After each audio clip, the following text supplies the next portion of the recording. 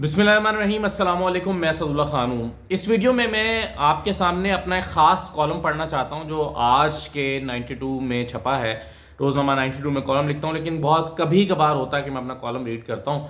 तो आज एक ऐसे ही कॉलम है जो जनरल बाजवा की कमज़ोर सियासी हिकमत अमली के पर लिखा गया है, जिसकी वजह से मुल्क को बहुत नुकसान हुआ, जो जिस हिकमत अमली के तहत उन्होंने इमरान खान को निकाला। तो कॉलम का उन्वान है सर था भी या नहीं। ये ज़रा सुनिएगा। मशहूर कहावत है कि आपके पास लकड़ी का कितना ही खूबसूरत खंजर क्यों ना हो, आप इससे चूज़े को भी हलाल नहीं कर सकते। बहुत हुआ तो ये कर सकते हैं कि लगातार बरसते पानी की धार काट दें। इक़्तिदार भी ऐसा ही होता है, किसी के पास वाकई होता है और किसी को बस महसूस होता रहता है कि उसके पास है, मगर कभी कभी कोई मुक़्तदर चूक भी तो सकता है। हैरत है, हमारे मुक़्तदर जनरल बाजवा इमरान खान को इक़्तिदार से निकालते हुए चूक कैसे गए, और क्यों ये भांप ना सके कि वो तारीख की ऐसी गलती करने जा रहे हैं जो उन्हें कभी ना ख़त्म होने वाली उलझन में मुब्तला कर देगी और वो कभी इससे पीछा ना छुड़ा सकेंगे और तारीख उनके मुस्बत या मनफी किरदार के बहस में उलझ कर रह जाएगी। एक पुरानी कहानी याद आ गई। एक बार 3 शिकारियों को पता चला कि गांव के करीब घाटी में एक भेड़िया आ गया है। तीनों ने तय किया कि इसे पकड़कर मार देना चाहिए। उन्होंने भेड़िए को मारने के मुख्तलिफ तरीकों पर गौर शुरू किया। अभी वो हिकमत अमली बना ही रहे थे कि भेड़िया शिकारियों से बचने के लिए एक गार में जा छुपा। गार में जाने का सिर्फ एक ही रास्ता था, वो भी बहुत तंग, इतना तंग कि बस एक आदमी का सर अंदर जा सके। शिकारी एक चट्टान की ओट में छुप गए और अपनी राइफलों से गार के तंग धाने का निशाना लेकर इंतजार करने लगे कि भेड़िया अपने गार से बाहर आए और वो उस पर गोली चलाएं। लेकिन भेड़िया बेवकूफ़ न था, वो अपनी पनाहगाह में सब्र और इत्मीनान से बैठा रहा। अब ऐसी सूरत हाल में हार उसी की होती है जो सब्र खो बैठता है। आखिर 3 में से एक शिकारी इंतजार करते करते उकता गया। उसने गार में घुसने और भेड़िए को बाहर निकलने पर मजबूर करने की ठानी। बाकी 2 साथियों ने उसे सब्र और इंतजार करने की तलकीन की, मगर शिकारी ना माना और गार के थाने पर पहुंच गया और फिर उसने गार के तंग धाने में सर डाल दिया। बाकी 2 शिकारी दूर से ये मंजर देखते रहे। काफी देर गुजरने के बाद भी शिकारी इस हालत में था कि न पूरा गार के अंदर जा रहा था और न सर वापस बाहर निकाल रहा था। इंतजार करने के बाद बिल आखिर दोनों शिकारियों ने अपने साथी को बाहर निकालने की कोशिश की। उसे खींचकर बाहर निकाला गया तो सर गायब था। गांव के सियानों को जब यह वाकया सुनाया गया तो वो बहस व मुबाहिसे के बाद इस नतीजे पर पहुंचे कि उसके पास सर था ही नहीं।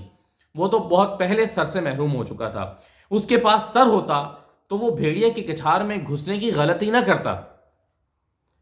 हैरत है, जनरल बाजवा ने सब्र से काम क्यों ना लिया। चंद ही महीनों की तो बात थी, भेड़िए को बाहर आना ही था।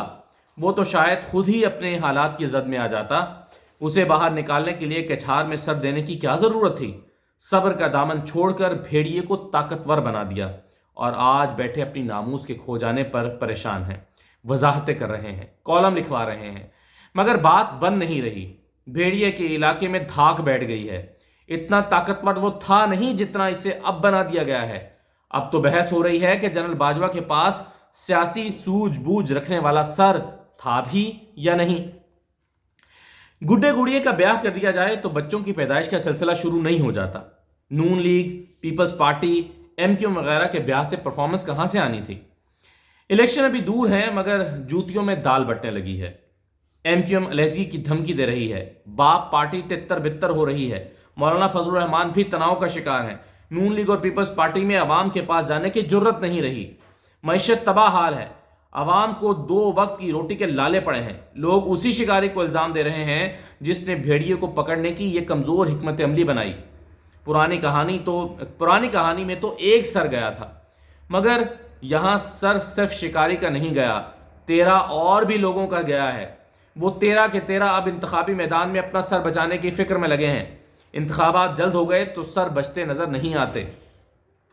किताबों में पढ़ा है कि वस्त एशिया के कई देहातों में यह रिवायत रही है कि जब घोड़े पर बैठकर कोई सवार किसी कठिन सफर पर निकलता है तो इसके चाहने वाले खिड़की में जलता चिराग रख देते हैं। ये सफर पर जाने वालों को पैगाम होता कि याद रखना इस खिड़की को और इस चिराग को। یہ اس وقت تک جلتا رہے گا جب تک تم واپس نہ آؤ گے۔ تم دیس بدیس پھرتے رہو گے، طوفان خیز موسموں کی طویل راتیں آتی جاتی رہیں گی، لیکن یہ چراغ اتھاہ تاریکی میں روشنی بکھیرتا تمہارا انتظار کرتا رہے گا۔ اور جب تم سفر سے تھکے ماندے گھر لوٹو گے اور گاؤں کے قریب پہنچو گے تو سب سے پہلے یہی جلتا چراغ تمہارا خیر مقدم کرے گا۔ یاد رکھنا اس کھڑکی کو اور اس چراغ کو۔ عمران خان کے لیے بھی اس کے چاہنے والوں نے دیپ جلا دیے ہیں، امید کے دیپ، آس کے چراغ۔ لوگوں کی امید ابھی ٹوٹی نہیں ہے۔ موجودہ حالات سے پریشان ہو کے بھی وہ مایوس نہیں ہوئے۔ انہیں لگتا ہے کہ ان کا سوار واپس آئے گا اور ان کا مسیحا بنے گا۔ اس قوم کی اچھی بات یہی ہے کہ آس کبھی ٹوٹنے نہیں دیتے۔ کبھی ایک سے آس لگاتے ہیں تو کبھی دوسرے سے، مگر مایوس نہیں ہوتے۔ غارت گری کے بعد بھی بستیاں روشن رکھتے ہیں۔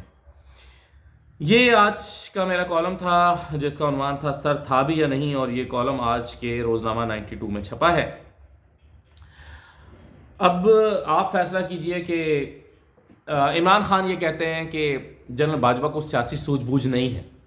اگر سیاسی سوجھ بوجھ ہوتی تو وہ اتنے کٹھن مرحلے میں، ایک ایسے وقت میں کہ جب عالمی ایک کرائسس چل رہا تھا، ایک پوری دنیا بحران کی زد میں تھی یوکرین وار کی وجہ سے، اور کووڈ کا ابھی تک جو تھا اثر ختم نہیں ہوا تھا دنیا سے، اور دنیا کی ریسیشن کی زد میں تھی، تو ایسے وقت میں حکومت کی تبدیلی کا ایڈونچر نہیں کرنا چاہیے تھا۔ یہ جو ایڈونچر کیا جنرل باجوہ نے، اور صرف اس لیے کہ وہ اپنے صبر پہ قابو نہ رکھ سکے۔ عمران خان نے جانا تھا، 1 سال رہ گیا تھا، اور شاید اس دفعہ ان کو لوگ ووٹ نہ کرتے کیونکہ مہنگائی کی وجہ سے لوگوں کو لگتا تھا کہ عمران خان نے بہت مہنگائی کر دی ہے۔ لیکن جنرل باجوہ نے ان کو اقتدار سے باہر نکالا، صبر نہ کر سکے اور خود اپنی ساکھ بھی ختم کر بیٹھے، اور وہ اب صحافیوں سے ملاقاتیں کر رہے ہیں، کالم لکھوا رہے ہیں، چیزیں کر رہے ہیں، لیکن ان کی ساکھ بحال نہیں ہو پا رہی۔ ان کی اپنی ساکھ جو ہے وہ خطرے میں پڑ گئی ہے۔ تو ایسا لگتا ہے کہ جنرل باجوہ، عمران خان ٹھیک کہتے ہیں کہ ان کے پاس سیاسی سوجھ بوجھ کی کمی تھی، اور ان کے پاس سیاسی سوجھ بوجھ رکھنے والا سر تھا نہیں۔ ان کے پاس یہ سر تھا ہی نہیں کہ وہ سوجھ بوجھ کا مظاہرہ کرتے، یا تو پھر ان کو سوجھ بوجھ تھی لیکن وہ ذاتی مفاد میں کام کر رہے تھے۔ پہلے انہوں نے نواز شریف کو نکالا اس لیے کہ ان کو لگتا تھا کہ نواز شریف جو ہے وہ ان کو ایکسٹینشن نہیں دے گا۔ عمران خان آ گئے، عمران خان نے ان کو ایکسٹینشن دے دی، پھر ان کو لگتا تھا اب عمران خان ایکسٹینشن نہیں دے گا، پھر انہوں نے عمران خان کو نکالا، اور ان کو لگا کہ وہ نئی حکومت کو لے کر آئیں گے تو ان سے اپنی مرضی کی چیزیں بنوا سکیں گے۔